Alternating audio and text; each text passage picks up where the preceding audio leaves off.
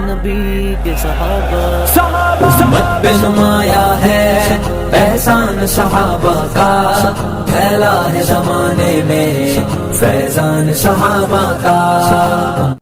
نحمده ونستعینه ونستغفره ونعوذ باللہ من شرور انفسنا ومن سیئات اعمالنا، من يهده الله فلا مضل له ومن يضلل فلا هادي له، ونشهد ان لا اله الا الله ونشهد ان سيدنا ومولانا محمدا عبده ورسوله۔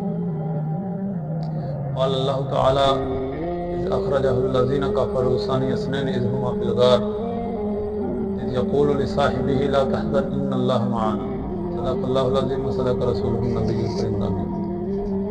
عزیز سامعین، ایک اتنا باز شخص جو کہ نیٹ پر مشہور ہے اور اپنی جہالتوں کے ساتھ معمور ہے، صحابہ کرام رضوان اللہ علیہم اجمعین متعلق طعن و تشنیع سب و شتم کرتا ہے، اور عشرہ مبشرہ صحابہ جو کہ نبی اکرم صلی اللہ علیہ وآلہ وسلم کے ایسے صحابہ ہیں جن کے متعلق حضور نے اس دنیا میں جنت کی خوشخبری دی ہے۔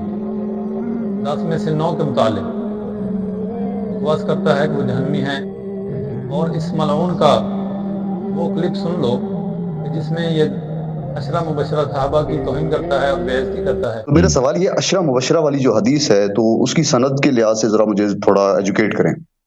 تو عشرہ مبشرہ کی جو روایت ہے وہ جھوٹ ہے بھائی، ٹھیک ہے نا۔ اس میں صرف ایک جنتی ہے، وہ امیر المؤمنین علیہ السلام ہے۔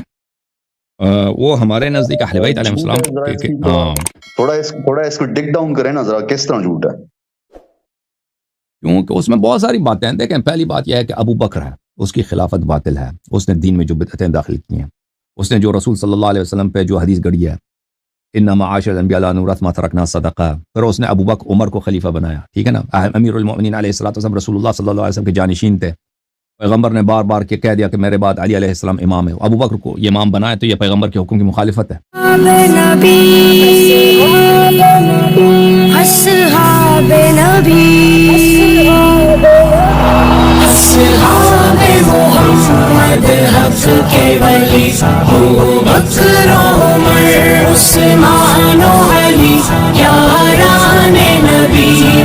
سب سے جلی ابوبکر عمر عثمان و علی۔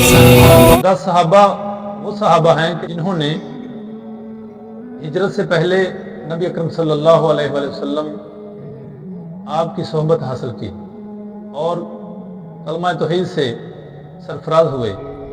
اللہ تعالیٰ نے ان کے دلوں کو ایمان سے منور کیا۔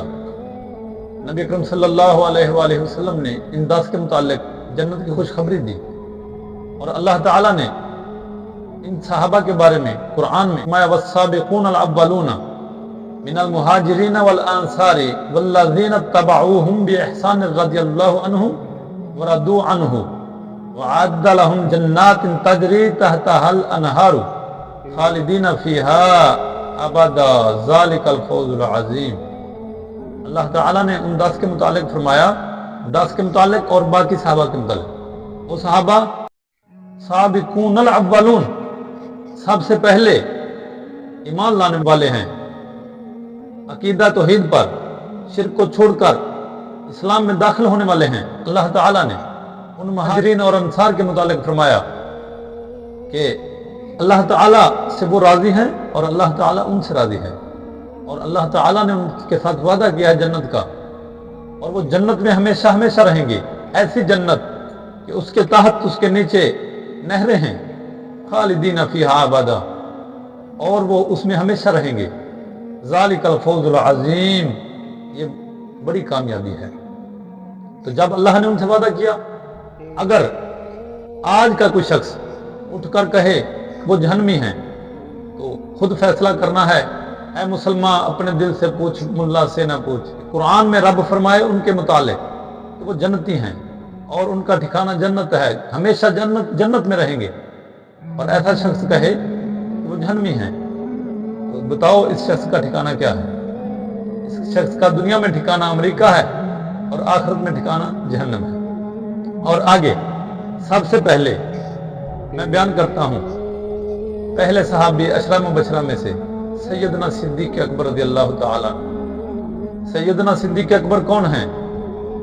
جن کے کردار، افعال، صداقت کی گواہی رب کا قرآن دیتا ہے۔ جس وقت غار ثور میں صدیق اکبر اور نبی اکرم صلی اللہ علیہ وسلم موجود تھے تو اس وقت اللہ تعالیٰ نے قرآن میں فرمایا اذ اخرجہ الذین کفروا ثانی اثنین اذ ہما فی الغار اذ یقول لصاحبہ، جب نبی اکرم نے اپنے صاحب کو کہا، اپنے ساتھی یعنی صدیق اکبر سرکار کو کہا، اے صدیق لا تحزن ان اللہ معنا، تم غم نہ کرو اللہ ہمارے ساتھ ہے۔ تو کہنے والے کون ہیں؟ نبی اکرم صلی اللہ علیہ وسلم۔ کس کو؟ اپنے ساتھی کو۔ اس بات کی گواہی کون دے رہا ہے؟ رب کا قرآن، خود رب جلیل قادر مطلق۔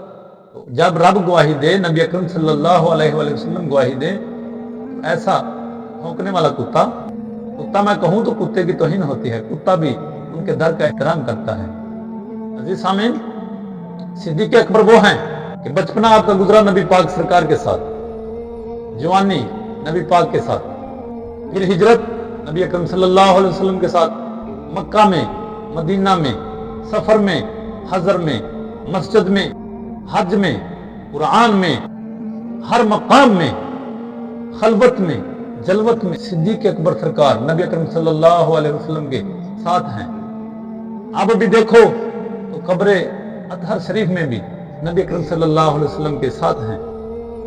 اللہ تعالیٰ نے جنت میں بھی صدیق اکبر کا مقام نبی اکرم صلی اللہ علیہ وسلم کے ساتھ بنایا۔ آگے فرمایا لا يستوی منکم من انفق من قبل الفتح وقاتل اولئک اعظم درجۃ من الذین انفقوا من بعد وقاتلوا وکلا وعد اللہ الحسنى واللہ بما تعملون خبیر۔ اللہ قرآن میں فرما رہا ہے کہ وہ لوگ جنہوں نے فتح مکہ سے پہلے اللہ کے راستے میں خرچ کیا اور جہاد کرتے رہے، وہ بلند مرتبے والے ہیں، بڑے مرتبے والے ہیں ان لوگوں سے جو فتح مکہ کے بعد ایمان لے کر آئے اور اللہ کے راستے میں خرچ کرتے ہیں۔ وَكُلًّا وَعَدَ اللَّهُ الْحُسْنَى، اللہ تعالیٰ تمام کے ساتھ جنت کا وعدہ کر رہا ہے، لیکن درجے میں وہ بڑے ہیں کہ جو فتح مکہ سے پہلے ایمان لائے، اللہ کے راستے میں خرچ کیا، جہاد کیا۔ اس وقت مولا علی تو بچے تھے، صدیق اکبر سرکار نے ہر میدان میں نبی اکرم صلی اللہ علیہ وسلم کا ساتھ دیا۔ جتنے بھی صحابہ ابتدائی اسلام میں اسلام قبول کرتے رہے ہیں، ان میں زیادہ صدیق اکبر کے واسطے کے ساتھ ایمان لے کر آئے ہیں نبی پاک سرکار پر۔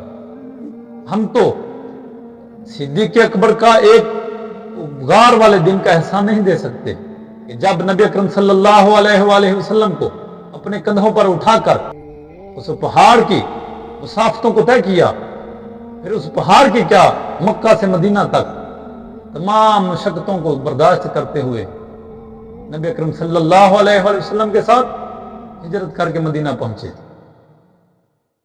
ایسی ہزاروں مشقتیں، تکلیفیں اس امت کے لیے اٹھانے والے لوگ، ان کے بارے میں آج اگر کوئی کمینہ، خبیث، ملعون شخص بکواس کرے، ہمارے منہ میں ایسی زبان نہ ہو کہ جو خاموش رہے، ہم ایسے کمینے کی زبان کھینچ دیں گے۔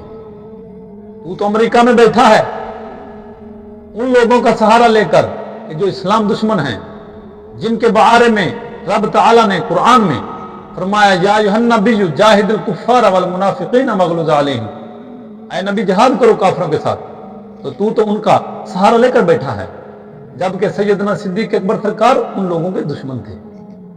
تو تیرا سہارا امریکہ والے عیسائی لوگ ہیں، ہمارا سہارا سیدنا صدیق اکبر سرکار جیسے ہیں، فاروق اعظم سرکار جیسے ہیں، عثمان غنی سرکار جیسے ہیں، مولا علی سرکار جیسے ہیں۔ اللہ تعالی ہمیں ایسے لوگوں کے سہارے پر جینے کی توفیق عطا فرمائے۔ آخر دعوانا ان الحمدللہ رب العالمین۔ صحابہ صحابہ صحابہ صحابہ صحابہ صحابہ صحابہ صحابہ